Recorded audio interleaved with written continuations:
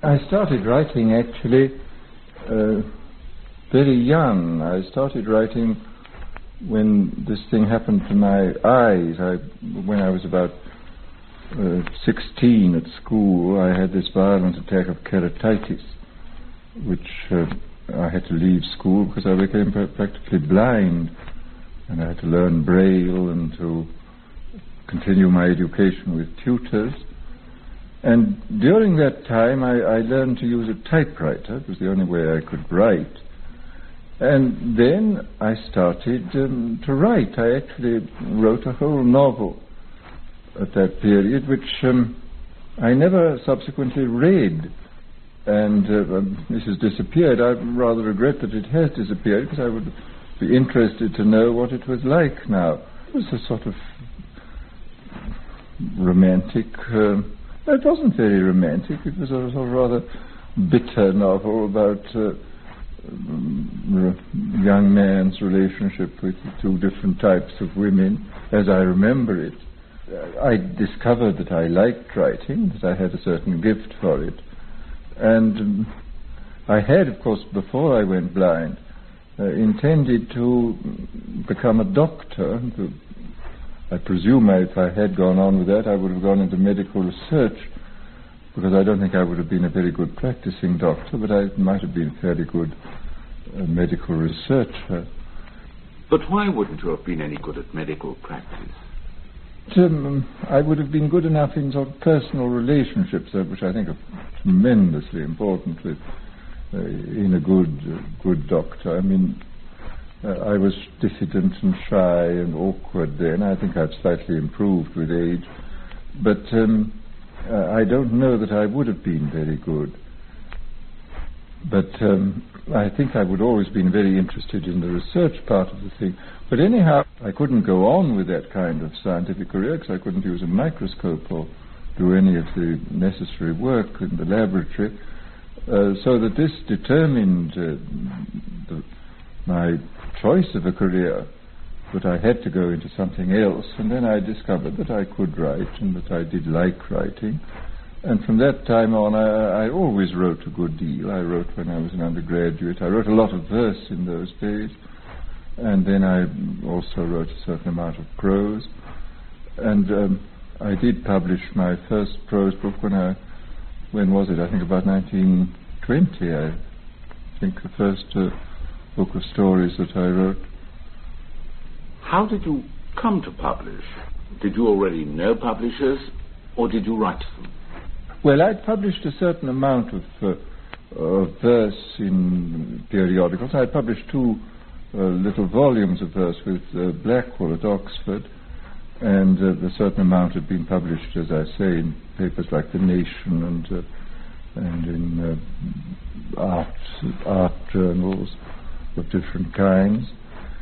And I'd written a certain number of essays and stories which had been published. And I sent my first book of stories to Chatto and Windus, where Frank Swinnerton read them and set his seal of approval upon them, and I've been with Chatto's ever since. I've always enjoyed it. I've always... It's never come very easily. I mean, all my thoughts, in a sense, are second thoughts. I tend to write everything over again. But I like it. It's laborious, but it's work which I find very rewarding and extraordinarily interesting. I mean, this seeking the right way of saying something. And I must say, I was very interested not long ago in looking over an old volume of essays which I'd written while at Oxford for my tutor. I took English literature at Oxford, and these were essays on all sorts of literary subjects, I mean, from Chaucer down to the present day. And I was interested and surprised to find that I was writing quite well at that time. I mean, that I had a certain feeling for style, and that there was even a certain elegance in what I was doing, even at the age of 20, that I had obviously some kind of natural gift for writing, and although, as I say, it's always been a considerable work for me. I mean, I never get the results I want, except as a result of careful correction and going over and rewriting. I don't work out anything in great detail. I mean, I sort of start a thing and then it becomes clear that this has to be done, and I reach a point out in front, and therefore this means something at the back has to be changed, and it develops in this way. I don't work out a thing in any elaboration in advance. Would you say that any one of your novels has been more real to you than another? In some ways, the Time Must Have a Stop was the one I enjoyed most of all doing. In your early years, was your defect of eyesight a great handicap? Well, every handicap, of course, is a challenge. I mean, one is limited naturally in what one can do. I was strictly limited in all kinds of otherwise normal activities. I mean, many things that I liked doing, like mountain climbing and so on, became very difficult or impossible for me. I couldn't practice any kind of sport requiring hitting a ball, so I couldn't see the balls. And on the other hand, the fact that there is this kind of challenge, if the handicap isn't too great, the challenge can often stimulate one to do things which I think in other circumstances one wouldn't do. I mean, it's in a sense a little bit like the problem of the sculptor. The sculptor wrestling with extremely hard and intransigent stone is forced to do things which the sculptor who works only in clay doesn't have to do. I mean, it's in a sense too easy. So that unless the handicap is too great and is overwhelming, it does act as a kind of stimulus and drives one on to do things.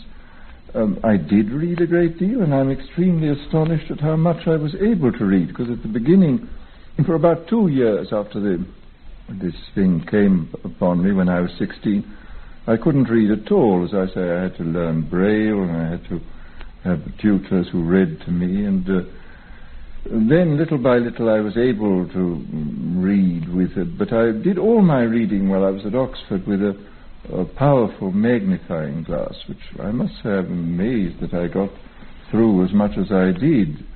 It was obviously always rather tiring, this whole process, but I managed to do it, and I suppose I've always had a passion for knowledge and a certain gift for coordinating facts. I mean, this is what interests me in writing, in expression, in thought, is the attempt to coordinate different fields, the attempt to say many things at the same time, the attempt to bring together into a single coherent and meaningful whole a great many apparently disparate events and data.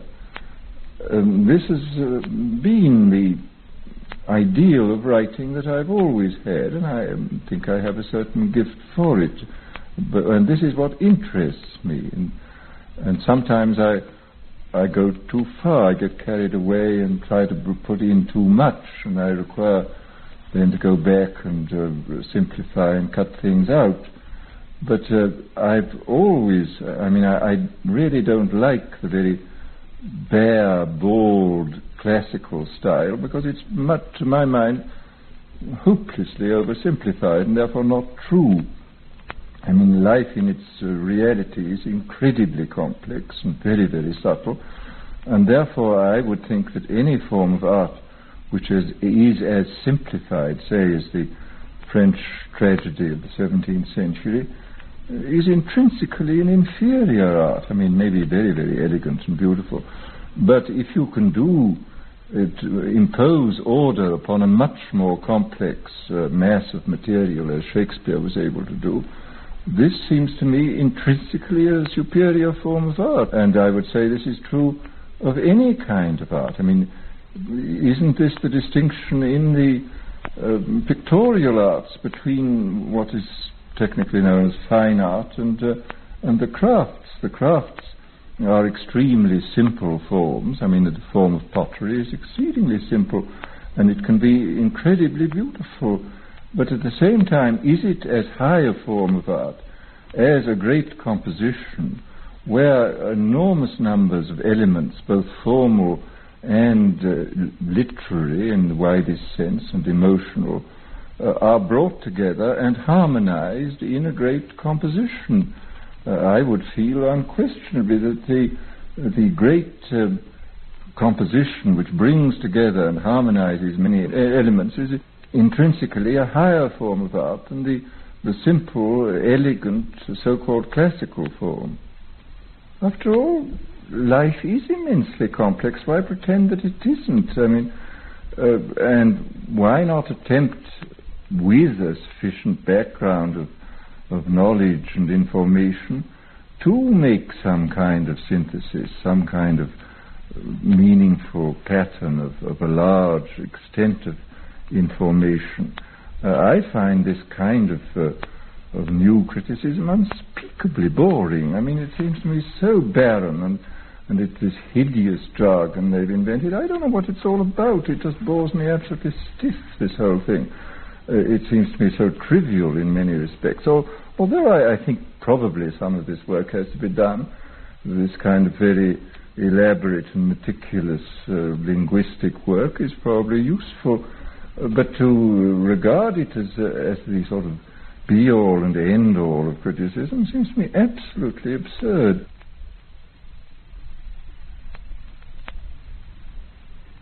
What were the main conscious influences on your development?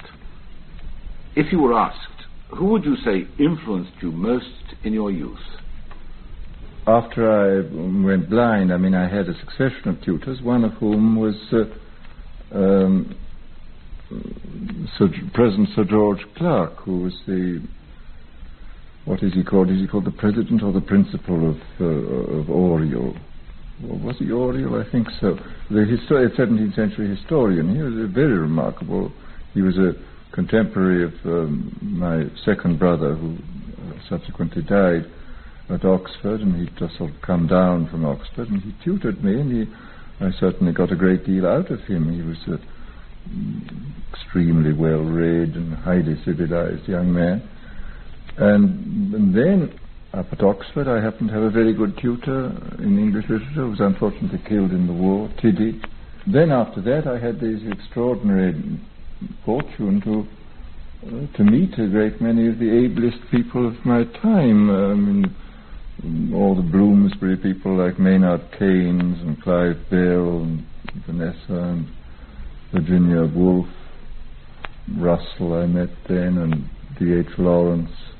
And this was a sort of a liberal education to me, and Roger Fry was was very kind to me, and from whom I certainly learned a great deal about art, for example. Roger Fry, I think, remains a very good art critic. I mean, he had extraordinary sensibility and immense knowledge and enthusiasm, and was a good, genuinely good man, as well as being immensely charming and interesting. And then Clive Bell, he was always extremely stimulating, very kind to me. I mean, from them I learned a great deal about art, which I really didn't know anything about at all before. I mean, they sort of introduced me to modern art, to post-impressionism and cubism and so on. Keynes I knew less well, but I mean, he was always fascinating. He had this immense range of knowledge, and would come out with these curious or rather elliptical remarks about things. He was always very, very fascinating character. All this was an immensely educated thing, and this was all at the house of Lady Ottilie Murrell, where I met. I lived there for a year or so during the First World War. Are there, in your opinion, any writers who will survive and will be read? Actually, I think the most exciting people that I read as an undergraduate and just afterwards were French writers. I got sort of my introduction to French literature at that time.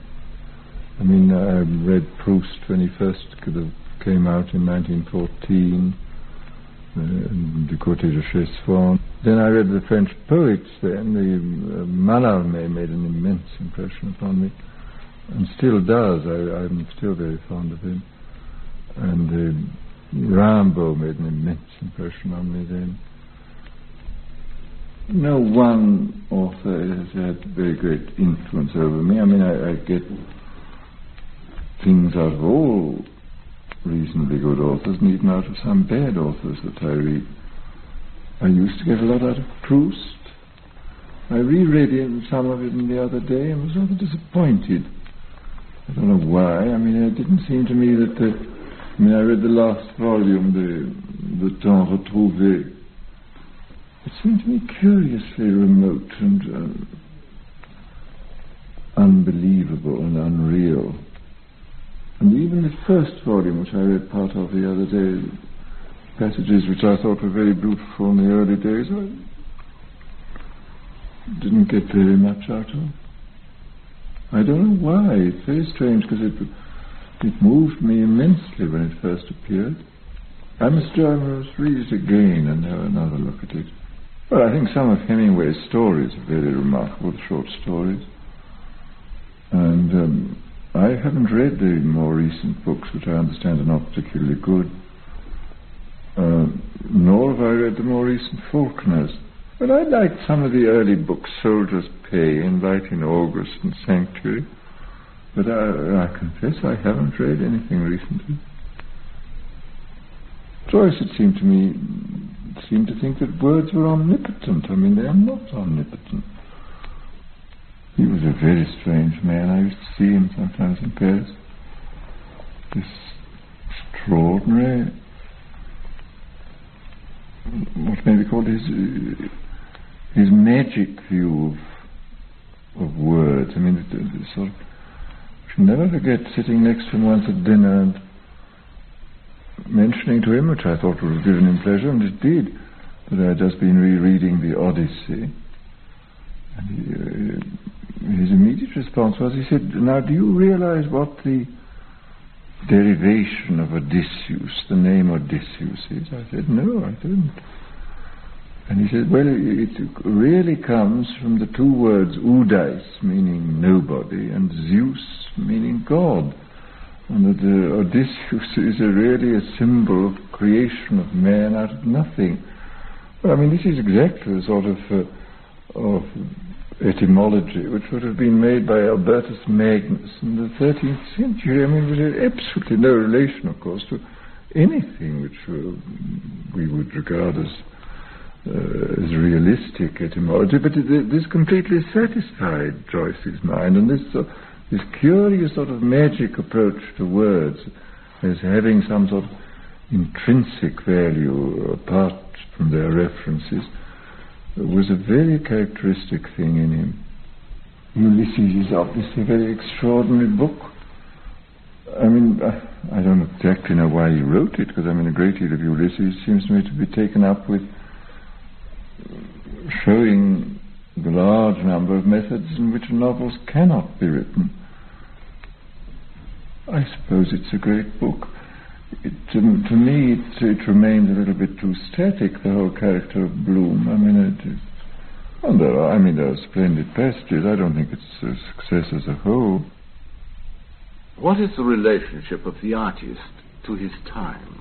The advances in literature depend on these purely fortuitous arrival of extraordinary people.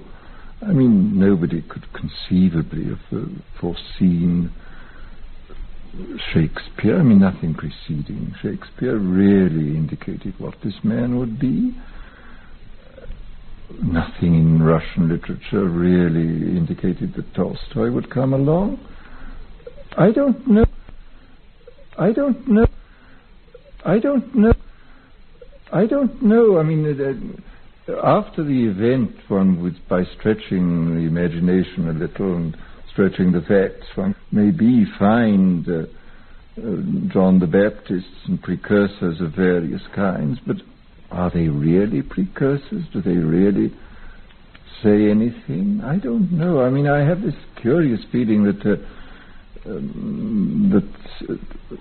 this extraordinary roulette wheel of heredity plays such a part in literature. I mean, we just sometimes you get 27 raids in a row at Monte Carlo, and this may happen at certain periods of history. You get an extraordinary series of people turning up who happen to have a fairly good environment and can do something with it. But is there really any kind of what you call a pruning period? I mean, a pruning period. I mean, I think what you can always say in the pruning period. I mean, I think what you can always say in the history of any given art that so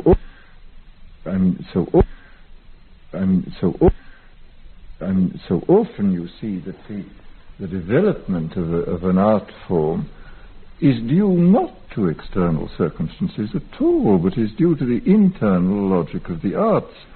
I mean, the whole process of development towards the Baroque is away from symmetry towards asymmetry, and it's exactly in the opposite direction as it is in music. As you find in music, instead of going from asymmetry to symmetry, you go from symmetry to asymmetry.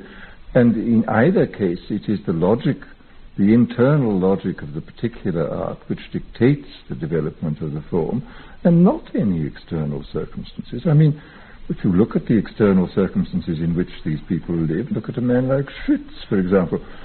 I mean, Schütz proceeds from sort of polyphonic through a kind of monodic to the beginnings of the sonata form. But I mean, his life consisted in continually running away from the 30 Years' War. He was in the middle of the most appalling circumstances, which you find absolutely no trace in the music at all. I mean, there's nothing catastrophic or violently emotional in the music. There is just this steady development according to the internal logic of the art.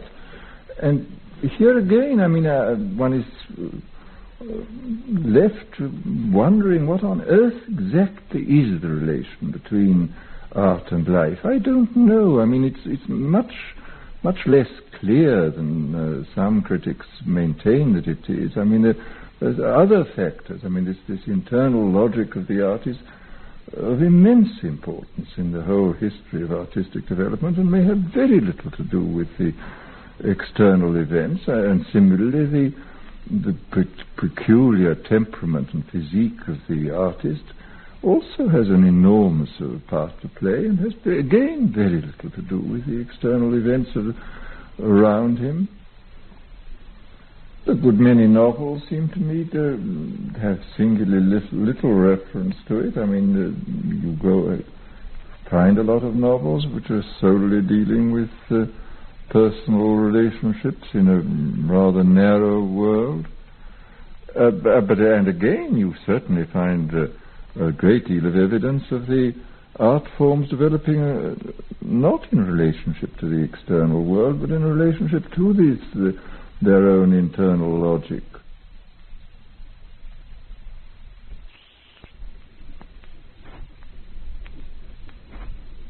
How do you approach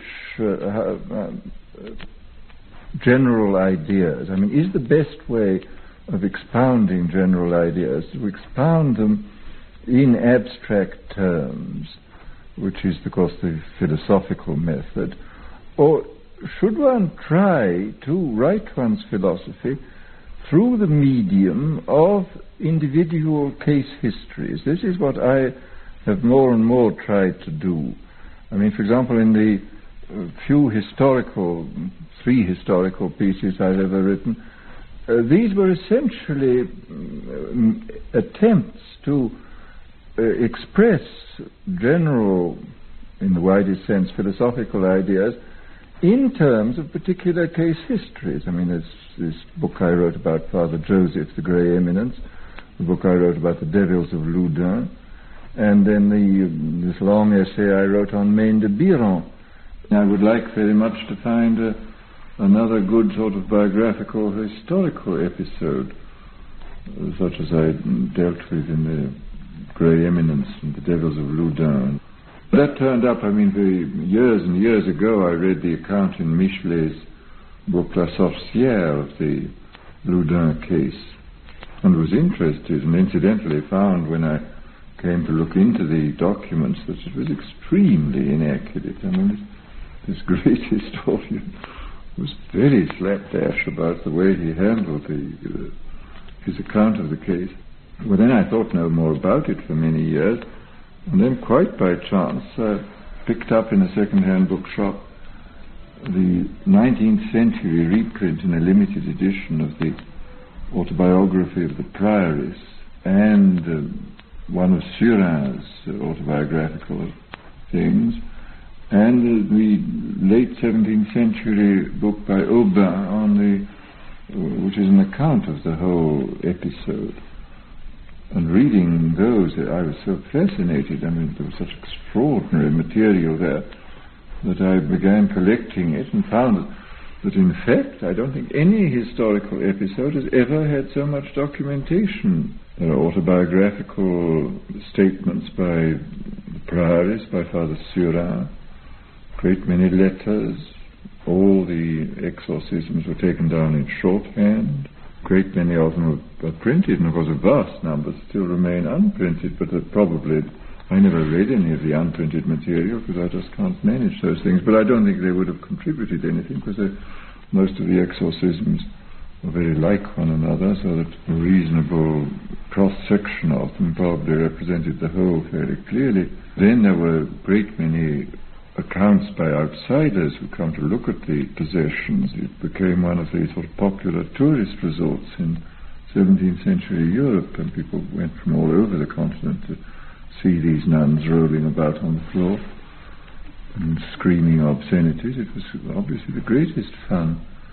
These nuns, of course, were their own lunatic asylum. The whole convent was a lunatic asylum, with this screaming and with these exorcists deliberately keeping the thing up. The behavior of the exorcists, this degree of revoltingness and bad faith, which is absolutely appalling. After Grandy had been burned, they sent for the Jesuits to go, because the nuns remained just as much possessed and hysterical as ever. And as the Capuchins had failed completely in their efforts at exorcism, they called for the Jesuits, and among whom was this remarkable, very, very able man, but very unstable, psychologically unstable man, Surin, who came from Bordeaux. And he undertook not merely to dispossess the Prioress, but also to raise her to the highest pitch of mystical perfection, and in the process himself became psychologically infected and fell into a state of complete insanity in which he remained for 20 years, finally emerging, and in the last 7 or 8 years of his life becoming one of the major figures in the French 17th century mysticism. And even while he was insane, when he couldn't, he was so sort of hopelessly down that he couldn't read or write, or he could hardly even move, he was able to dictate a work on the spiritual life, which I've read. It's in 3 duodecimo volumes of about 1,200 pages, admirably well organized, with copious quotations from the Gospels and from the Fathers. This man who couldn't read or write, showing that the whole of his intellectual faculties were completely intact, while his emotional and physiological condition was absolutely disastrous. This man was completely incapable of doing anything at all, and was in fact a raving lunatic, which is, of course, one of the strangest facts about mental illness, that you can have these cases. I've seen them in contemporary life of people whose intellectual faculties are perfectly sound, and yet whose emotional life is so disturbed that they have to remain locked up in institutions for years at a stretch. It's one of the oddest paradoxes I find. The whole business of the legal and psychological aspects of witchcraft in the 17th century, very, very interesting. I read a lot about it at the time. It's very interesting to see how, if you don't have a theory of the unconscious, you're virtually forced into the idea of possession. I mean, I think all the exorcists were convinced that this was a genuine diabolic possession. And of course they were being paid by the government. They were all getting salaries. When the publicity wore off and people got bored with it, the whole possession disappeared. I mean, the nuns were under pressure from the exorcists to go on performing. And when the money ran out, because they were being paid a subsidy by Richelieu, and they cut the subsidy off after a time, and the public opinion got bored, and they all got well. And then the extraordinary thing, the Paris then made this tour of France, exactly like a movie star, because she fabricated false stigmata on her hand, which she showed. She used to sit in a window with her hand hanging out, and thousands of people would come and examine these letters which were written on the hand, supposedly by supernatural means. And she went to visit the king and queen and had the most wonderful time. And then again, that was all over. It was like a sort of Marilyn Monroe procession through the country. And then, very pathetically, I mean, she became convinced that she was a sort of second St. Teresa and was going to be a great mystical saint. But of course, in fact, she wasn't. And was sort of acting the part of a great mystical saint. But in the end, she developed cancer. And a lay woman came to live in the monastery, was a genuinely spiritual person. And it's very touching. I mean, she ended up as quite a humble, genuinely Christian figure in the end. I mean, she made a good ending in the language of the church. I mean, she really understood her own defects and this endless play acting which she'd been doing all her life. But of course, the really strange thing about this whole story is that the whole Loudun affair is interesting only if you take the two sides together. If you take the case of Grandier and then the case of Surin.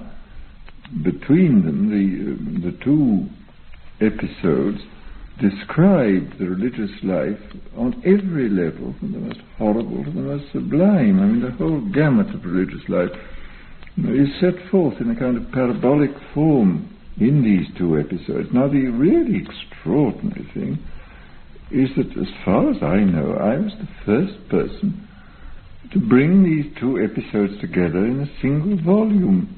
Plenty of French people have written about Grandier, and in recent times plenty of people have written about Surin.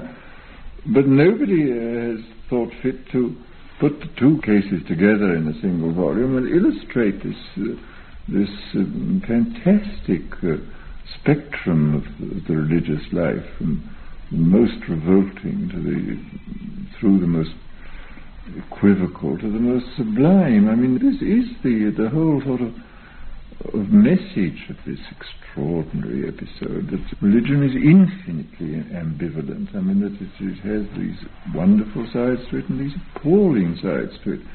And the interesting thing to do in discussing it, of course, is to bring out both aspects. And here is a story which is strictly historical, and I really never departed from the historical documents, which is at the same time a parable. And this is what I'm looking for, is a historical or biographical medium in terms of which I can think about all sorts of general subjects and philosophical subjects, because I do strongly feel that philosophical and religious ideas are much better expressed not in abstract terms, but in terms of concrete case histories, biographical or historical. And if you can find the right kind of case histories, you can find means of writing what may be called philosophy. I mean, this perhaps is is too presumptuous a term for what I've written, but I mean it does permit the expression of general ideas in a much more powerful and penetrating way than would be possible if you were just writing about the same things in abstract terms.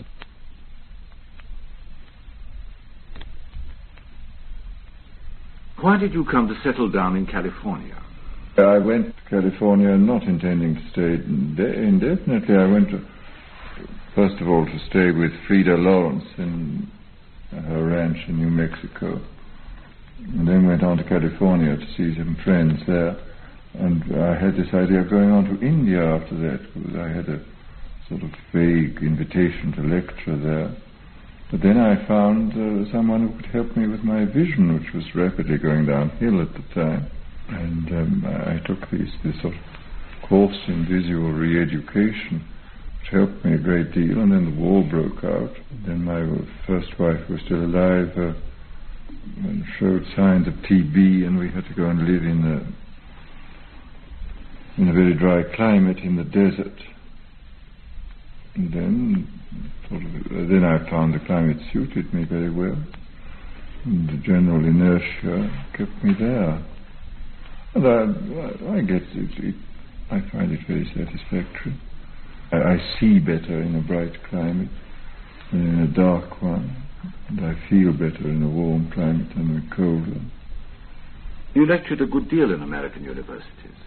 I was lectured for every week for 2 semesters at the University of California at Santa Barbara, and then I lectured at Massachusetts Institute of Technology last autumn. And last spring, the spring before this, I was for 2 months at the Menninger Foundation, at the psychiatric foundation in Topeka. It was very interesting. They have about 50 members of the staff, and I suppose about 150 young MDs and PhDs taking a 3-year course. To me, the most interesting thing was the opportunity of going around the mental hospitals. They have an enormous state hospital and a veterans hospital and Menninger's private hospital, and schools for delinquent boys and backward children and so on. One could see anything one wanted there, and it was very interesting. In the good hospitals, I mean, they attack on all the fronts at once. They give a certain amount of psychotherapy, they give chemotherapy, they give work therapy, play therapy, music therapy, and they really get to work on the person from every angle, and you have some chance of getting the person out in quite a short time if you have a decent hospital and use all these resources. Of course, there's no doubt that the whole organic approach now is gaining ground. I mean, it's quite clear that I think that schizophrenia is essentially an organic disease, and that it has a chemical origin, and probably in time they will find chemical means of coping with it. I was talking here the other day with Dr. Sargent, who tells me that he is the chief psychotherapist at St. Thomas's, and he uses entirely organic methods and gets very good results. And you wouldn't dream of using sort of Freudian methods, so they just don't work. The person who succumbs to schizophrenia is in some way intrinsically and hereditarily vulnerable. That there is some anomaly in the metabolism and biochemistry of the person. Then this may be brought on, of course, by a psychological shock, and the shock may sort of throw him off his balance, and the biochemical anomaly then may perpetuate this thing. And the whole art of dealing with it is to try to get the biochemistry back to normal, and at the same time to give the psychological support and also to teach the person to deal with his problems. I mean, if you can to a considerable extent teach the schizophrenic to cope with his these strange abnormal perceptions of the external world which he has, get him to be conscious of But these are abnormal and cope with them in a fairly rational way. But there's no doubt that we're on the threshold of very important changes in the whole treatment of mental disease. And some of these new drugs are very extraordinary. I mean, first of all, the tranquilizers have played an enormous part, and now these so-called psychic energizers are playing a huge part in getting depressed people back into a normal condition.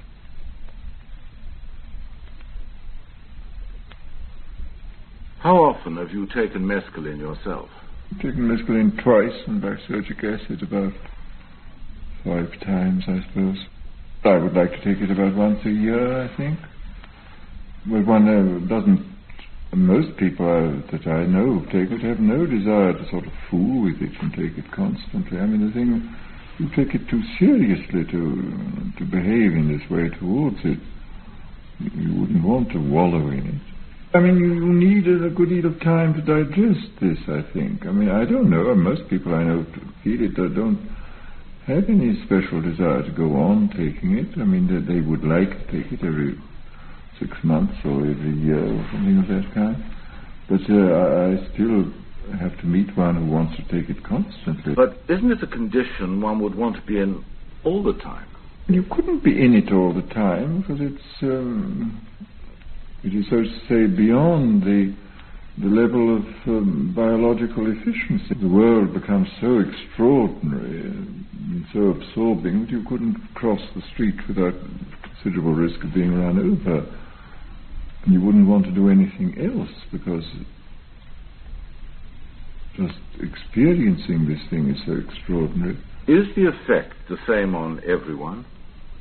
Statistically, about 70% to 75% probably get a good and positive and happy result from it. A certain percentage get no results, and a certain percentage get very unpleasant and hell-like results out of it, get very frightened.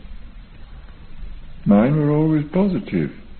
I didn't have what some people have, which is a great elaborate visions with the eyes closed. Some people have the most elaborate and circumstantial visionary experiences.